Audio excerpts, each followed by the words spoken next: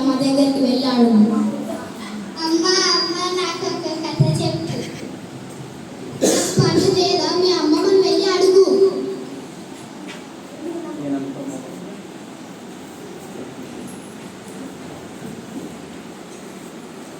అమ్మమ్మ అమ్మమ్మ నాకు ఒక కథ చెప్పు. పద గార్డెన్కి వెళ్దాం.